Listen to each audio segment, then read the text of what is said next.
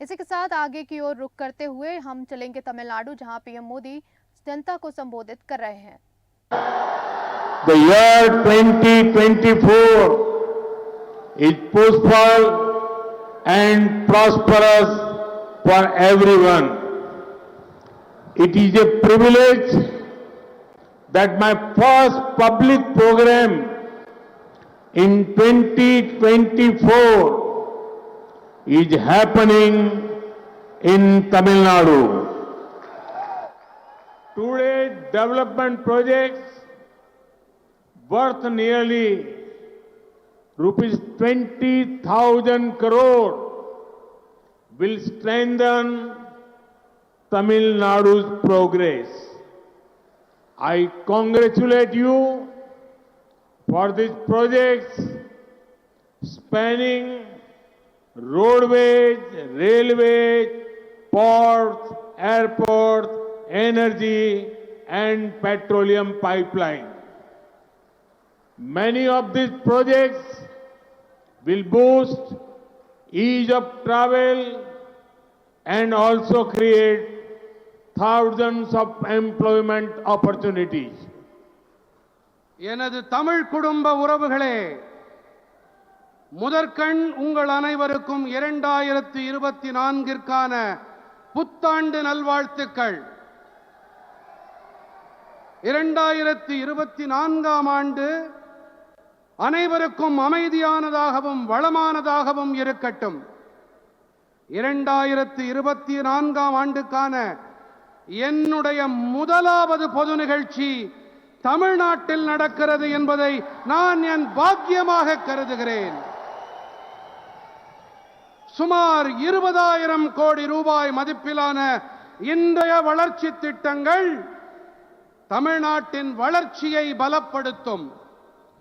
சாலை வழிகள், ரயில் பாதைகள், துறைமுகங்கள், விமான நிலையங்கள், எரிசக்தி ஆற்றல் மற்றும் ஒரு பெட்ரோலிய குழாய் இணைப்பு ஆகிய இந்த திட்டங்களுக்காக நான் உங்களுக்கு என் நல்வாழ்த்துக்களை தெரிவித்துக் கொள்கிறேன். இதில் பல திட்டங்கள் பயணிப்பதில் சுலபத்தன்மை, அதை ஊக்கப்படுத்துவதோடு ஆயிரக்கணக்கான வேலை வாய்ப்புகளையும் உருவாக்கும்.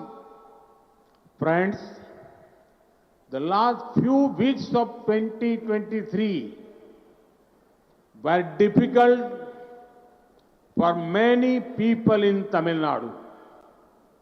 We lost many of our fellow citizens due to heavy rains. There has also been significant loss of property. I was deeply moved at the condition of the affected families. The central government stands with the people of Tamil Nadu in this time of crisis. We are providing every possible support to the state government. Further, just a few days ago, we lost Thiru Vijayakant ji. He was a captain not only in the world of cinema but also in politics. He won the hearts of the people through his work in films. As a politician, he always put national interest above everything. I pay my tributes to him. I also express my condolences to his family and admirers. Friends, today when I am here, I also remember another son of Tamil Nadu, Dr. M.S. Swaminathan ji. He played an important role in ensuring food security for our country. We lost him last year as well. நண்பர்களே, தமிழ்நாட்டில் பலருக்கு 2023ஆம் ஆண்டின் கடந்த சில வாரங்கள் மிகவும் கடினமானவையாக இருந்தன. கனமழை காரணமாக நமது பல சக குடிமக்களை நாம் இழக்க வேண்டியிருந்தது. சொத்துக்கள், உடைமைகள் இழப்பும் கணிசமானவையாக இருந்தன. பாதிக்கப்பட்ட குடும்பங்களின் நிலை எனக்குள்ளே மிகவும் ஆழமான பாதிப்பை ஏற்படுத்தியது. இந்த நெருக்கடியான வேளையிலே மத்திய அரசாங்கம் தமிழ்நாட்டு மக்களுக்கு துணையாக நிற்கின்றது. சாத்தியமான அனைத்து ஆதரவையும் மாநில அரசாங்கத்திற்கு நாங்கள் அளித்து வருகின்றோம். இதோ சில நாட்கள் முன்பாக நாம் திரு விஜயகாந்த் அவர்களை இழந்திருக்கின்றோம். அவர் சினிமா உலகின் கேப்டன் மட்டுமல்ல, அரசியலிலுமே அவர் கேப்டனாக இருந்து வந்திருக்கிறார். திரைப்படங்களில் அவருடைய செயல்பாடு காரணமாக, அதன் வாயிலாக அவர் மக்களின் இதயங்களை கொள்ளை கொண்டிருக்கிறார். ஒரு அரசியல்வாதி என்ற முறையிலே அவர் அனைத்திற்கும் மேலாக தேசிய நலனுக்கு முன்னுரிமை அளித்து வந்திருக்கிறார். அவருக்கு நான் என்னுடைய அஞ்சலிகளை காணிக்கையாக்குகின்றேன். அவருடைய குடும்பத்துக்கும் அபிமானிகளுக்கும் நான் என் ஆழமான இரங்கல்களை உரித்தாக்குகின்றேன். நண்பர்களே, இன்று நான் இங்கே தமிழ்நாட்டில் இருக்கும் வேளையிலே நான் தமிழ் மண்ணின் மேலும் ஒரு மைந்தரான முனைவர் MS சுவாமிநாதன் அவர்களையும் நினைவு கூறுகிறேன். அவர் நமது நாட்டின் உணவு பாதுகாப்பிற்காக ஒரு முக்கியமான பங்களிப்பை அளித்தார். கடந்த ஆண்டிலே நாம் அவரையும் இழந்திருக்கிறோம். येनद तमिल कुडुंब में आजादी का अमृत काल यानी आने वाले 25 साल भारत को डेवलप्ड नेशन बनाने के हैं. जब मैं विकसित भारत की बात करता हूं तो इसमें आर्थिक और सांस्कृतिक दोनों पहलू शामिल है. इसलिए मैं इसमें तमिलनाडु की विशेष भूमिका देखता हूं. तमिलनाडु भारत की समृद्धि और सांस्कृतिक परिविरासत का प्रतिबिंब है.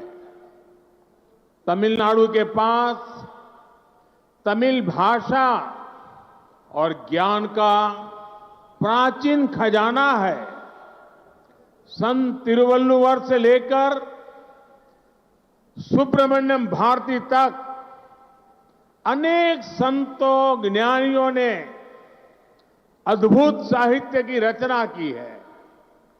CV रमन से लेकर आज तक अनेकों अद्भुत साइंटिफिक और टेक्नोलॉजिकल ब्रेन इस मिट्टी ने पैदा किए हैं.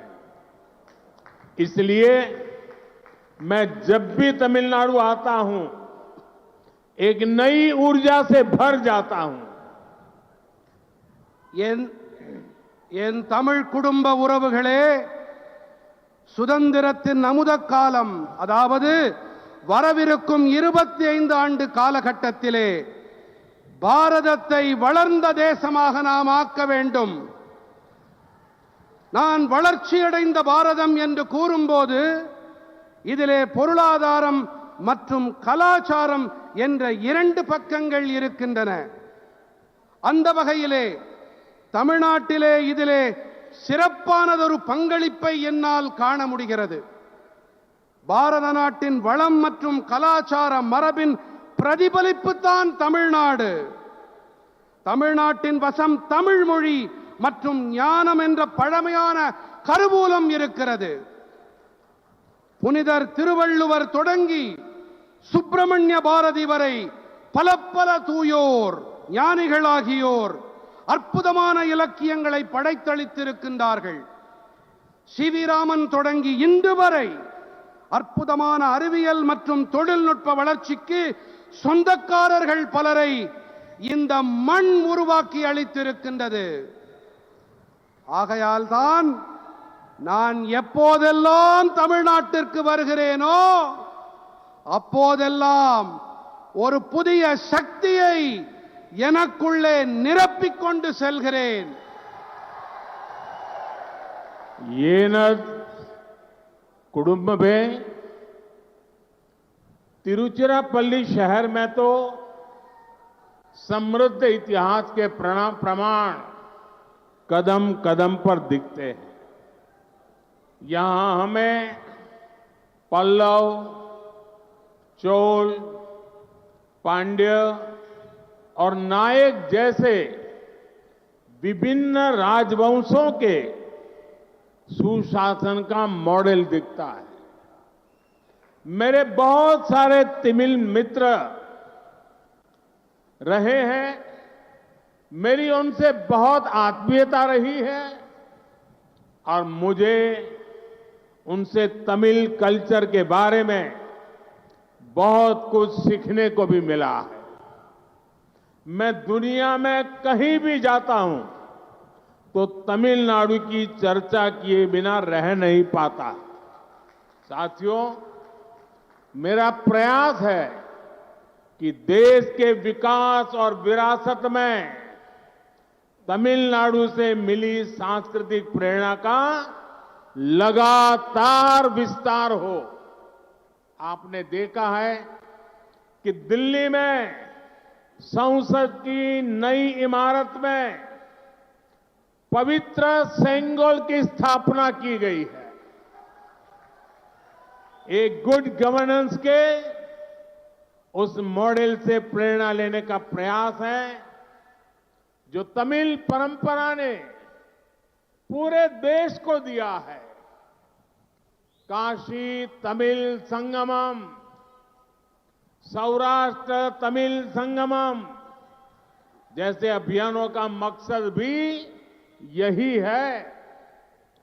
जब से ये अभियान शुरू हुए हैं तब से पूरे देश में तमिल भाषा, तमिल कल्चर को लेकर उत्साह और बढ़ा है. எனக்கு பிரியமான குடும்ப உறுப்பினர்களே, திருச்சிராப்பள்ளி நகரம் என்று சொன்னாலே வளமான வரலாற்றுக்கான சான்றுகள் அங்கிங்கெனாதபடி எல்லா இடங்களிலும் கொட்டி கிடக்கின்றது. இங்கே பல்லவர்கள், சோழர்கள், பாண்டியர்கள், நாயக்கர்கள் போன்ற பல்வேறு அரச வம்சங்களின் நல்லாட்சி மாதிரிகள் கண்கூடாக காண கிடைக்கின்றன. எனக்கு ஏராளமான தமிழ் நண்பர்கள் உண்டு. அவர்களிடத்திலே எனக்கு மிக நெருக்கமான உறவுகள் உண்டு. இவர்களிடமிருந்து தமிழ் கலாச்சாரம் பற்றி வெகுவாக கற்கக்கூடிய நல்வாய்ப்பும் எனக்கு கிட்டியிருக்கிறது. உலகின் எந்த இடத்திற்கு நான் சென்றாலும் கூட தமிழ்நாட்டை பற்றி பேசாமல் தமிழ் மொழி